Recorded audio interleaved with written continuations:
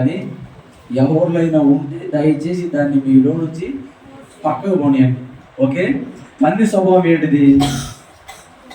ఆడు చెడిపోవడం కాదులే కానీ ఇంకొకరిని చెడగొడుతూ ఉంటాడు. మళ్ళీ చెడిపోయేవాడు సరే ముందు తాగుతున్నాడు అండి, నువ్వు తాగు, నువ్వు తాగుతున్నావు కదా, నువ్వు తాగు, అరే రారా, ఏం కదేరా, ఓ అప్పుడు నీ కాడికి మేము కూడా చేసేవాళ్ళు అయ్యారా, అయ్యే ఏం కాదు అంటే వీడు చెడిపోయేది కాక ఇల్లు కూడా చూడగొడుతూ ఉంటాడు. వాళ్ళ స్వభావం ఏంటి? పంది స్వభావం. ప్రవర్తన కూడా ఎలా ఉంటుంది తాగిన తర్వాత. ఇంకొకటి పందికొక్కు స్వభావం. ఇది చాలా వాటికి చాలా మందిలో ఉంటుంది. దయచేసి మీరు అది లేదని నేను అనుకుంటున్నాను. ఒకవేళ ఉంటే మాత్రం తీసేసుకోండి, సరేనా అమ్మా?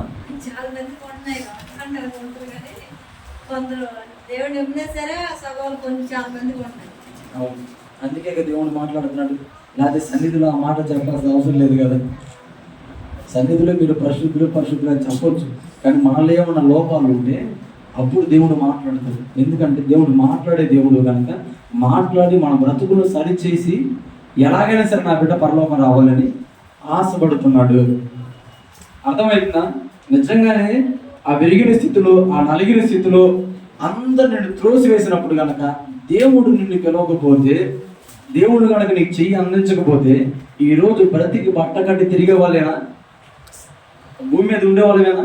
మన కరోనా వచ్చిందండి, ఏసయ్యా మనం ఒక మాట చదివి చంకను ఎత్తుకున్నాడు కనుక బ్రతికేం, కానీ లేకపోతే కాల గర్భంలో మనం కూడా కలిసిపోయేవాళ్ళమేగా.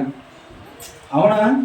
ఆస్తులు, అంతస్తులు, మేళ, మెద్దలు, ట్రాక్టర్లు, ఫ్యాక్టరీలు అన్నీ ఉన్న వాళ్ళు సైతం కూడా పోయారు. సపోజ్ మనకు జనం వస్తే చూడండి, డబ్బులు ఉండవు కొంతమందికి. అయినప్పటికీ కూడా చక్కటి ఆరోగ్యం ఇచ్చి బలం ఇచ్చి ఈరోజు సజీవు లెక్కలు నిలబెట్టినందుకైనా సరే దేవుడికి మనం కృతజ్ఞత కలిగి జీవించాలి. దేవుడి మాట మనం వినాలి, దేవుడి కొరకు బ్రతకాలి. ఎందుకు అంటే మనం బ్రతికించాడు కనుక. దేనికి? మనం బ్రతికించాడు కనుక దేవుడి కొరకు మనం కృతజ్ఞత కలిగి బ్రతకాలి. కృతజ్ఞత కలిగి బ్రతికితే, పరిశుద్ధత కలిగి బ్రతికితే మనకంట ఓ కొత్త ఆకాశం, కొత్త భూమి, అక్కడ నీకు మంచి ఇల్లు కట్టబడి ఉంది. ఇప్పుడు మన ప్రయాస అంతా, ప్రార్థన అంతా ఎందుకు తెలుసా? ఆ ఇంటి కొరకే. అవునా కదా? ఇప్పుడు మనతో పాటు ఉన్న వాళ్ళు ఈ సమయంలో ఎక్కడైనా ప్రార్థన చేస్తున్నారా? లేదా ఏదైనా సన్నిధిలో ఉన్నారంటే చాలామంది ఫోన్ల ముందు ఉండి ఉంటారు, కొంతమంది సినిమా హాల్లో ఉండి ఉంటారు, ఎందుకంటే ఆదివారం కదా. ఇంకొంతమంది చెప్పండి వైన్స్లో ఉండి ఉంటారు, వాళ్ళకి నచ్చిన ప్లేస్లు ఉంటాయి కదా, అన్నిసార్లు ఉండి ఉంటారు. కానీ వాళ్ళకి కలిగే లాభం ఏంటి? చివరికి ఏంటి? అగ్నిగుండము. కానీ మనకు కలిగే లాభం ఏంటి చెప్పాలి? కొత్త ఇల్లు కట్టుకొని ఆ ఇంట్లోకి మనం వెళితే ఎంత సంతోషంగా ఉంటుంది. మళ్ళీ సగం అప్పు చేసాం అయినప్పుడు కూడా సంతోషమే. అవునా కదా?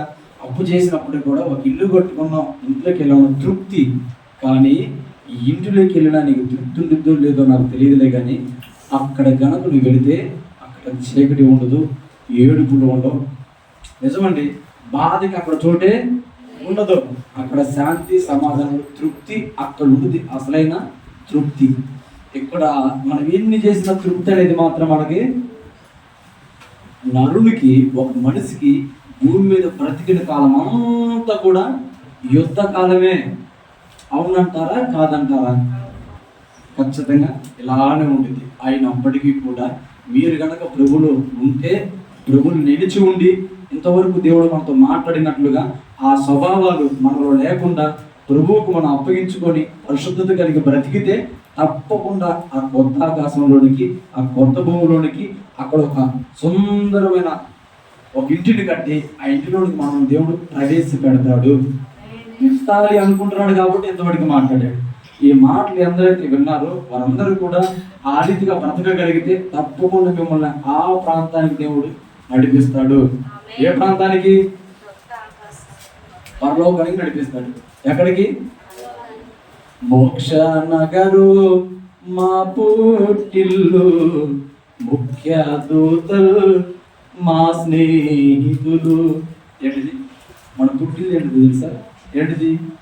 మోక్షనగానే. అందరూ ఎక్కడి నుంచి వచ్చారండి? చెప్పాలి, ఎక్కడి నుంచి వచ్చారు? అందరూ పై నుంచి వచ్చారు, మళ్ళీ పైకే వెళ్ళాలి. అయితే పై నుంచి వచ్చేటప్పుడు అందరూ మంచోళ్ళేనండి. పై నుంచి వచ్చినప్పుడు అందరూ మంచోళ్ళే. వచ్చిన తర్వాతే తిప్పలు స్టార్ట్ అయింది. అర్థమవుతుందా? వచ్చిన తర్వాతే మన నడతల ద్వారా మనం అపవిత్రపరచబడితే మన దేవుడు శుద్ధి చేయడానికి మరలా ఆయనే దిగొచ్చి మన కొరకు ప్రాణం పెట్టి మనల్ని కడిగి మళ్ళీ పవిత్రపరిచి ఆ రాజ్యాన్ని సిద్ధపరచడానికి కొంతమంది నాయకుల్ని అంటే సేవకుల్ని ఎన్నుకొని పదే పదే పదే పదే మనకు బోధిస్తూ ఉన్నాడు. ఈ బోధ వింటున్న మనము, ఈ మాటలు వింటున్న మనము వాక్యము చేత మన నడతలు సరి చేసుకొని రాకడికి సిద్ధపడాలి. దేనికి? రాత్రికి సిద్ధపడి ఎత్తబడే గుంపులో ఉన్నవారిగా ఉండాలి. కాబట్టి రక్షణ పొందిన వారైతే దయచేసి మీలో ఎక్కడైనా సరే దేవునికి నేను కానుక ఇస్తున్నాను కదా, నెలకొచ్చడికి 10 ఏళ్ళు దేవునికి వేస్తున్నాను కదా, లేదు మందిరంలో భీమైపోయినాను కానీ నేను 2 కట్టలు వేస్తున్నాను కదా, లేదు మందిరంలో సౌండ్ బాక్సులు అవసరమే నేను కొనుక్కొచ్చాను కదా, లేదు సేవకునికి పండగ వచ్చిందని గొడ్డలు పెట్టాను కదా, బట్టలు పెట్టాను కదా అన్నంత మాత్రాన దేవుడు నిన్నేమి కరుణించడు, కనికరించడు. నైవేద్యాలు దాఖలు దేవునికి ఏమి అక్కర్లేదు. అసలు ఆయన పేదవాడండి, ఏం అవసరం లేదు. అయితే మీరు వెదిగి నలిగిన మనసు గలవారై, ఏంటిది? వెదిగి నలిగిన మనసు గలవారై ప్రభువుని స్తుతిస్తూ ప్రభుకి మీ జీవితాన్ని అప్పగించుకుంటే చాలు. దానివల్ల దేవునికి ఉన్న లాభం కలిగిదా? లేదు, మనకే పరలోకం వచ్చింది. అవునా కదా? కాబట్టి మీరు ఎలా ఉండాలి? ఏదో దేవునికి ఇచ్చేస్తే మనం క్షమిస్తాలే అన్న ఆలోచనలో మాత్రం ఉండకూడదు. దయచేసి ఆలోచన ఉండదు. ఒకవేళ మీరు ఇచ్చిన అక్కడున్న వ్యక్తులు తీసుకుంటారు తప్పితే దాన్ని బట్టి దేవుడు సంబరపడిపోడు. ఆయనే మాట్లాడుతున్నాడు కదండి, నీ నైవేద్యాలు దహన బలులు ఇవన్నీ నాకు అక్కర్లేదయ్యా, నాకు అవసరం, నాకు ఎందుకు ఇవన్నీ అంటున్నాడు. కాబట్టి అటువంటి వ్యక్తులుగా మీరు ఉండకుండా నేను ఏదో ఇచ్చేస్తున్నానులే దేవుడు క్షమిస్తానులే అని ఉండకుండా దేవుడు ఏదైతే చెప్తున్నాడో ఆ మాట ప్రకారం బ్రతకండి. అనేకులను ప్రభు కొరకు బ్రతికించండి, అనేకులను మీరు రక్షించండి, మీరు రాకడ సిద్ధపడండి. ఒక్కళ్ళనైనా సరే రక్షించండి. ఎంతమంది రండి? ఒక్కళ్ళనైనా సరే.